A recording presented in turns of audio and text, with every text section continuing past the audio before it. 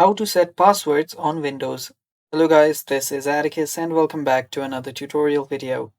In today's video, I'll teach you guys how you can set password on your Windows device. So without any further ado, let's dive right into it. First step, open up your settings. After you open up your settings, you will need to head over to a section called Accounts on the bottom. On the left sidebar here, you'll find Accounts. Tap on it. After you tap on Accounts, you can then scroll down and under account settings, you'll find an option called sign in options. Right here, tap on sign in options.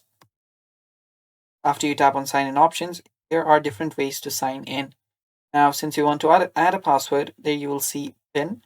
All you have to do if you have not yet added a PIN, just tap on this PIN option, and here you will be able to add a PIN. Now, since I already have added a PIN, I don't have an add PIN option, so yeah, you can just tap on PIN option right here and then add a PIN. You can follow the prompt after this and follow it through and add a PIN. And that's basically how you add a password on your Windows device. And that's all for today's video. Thanks for watching. Stay tuned for more and bye bye.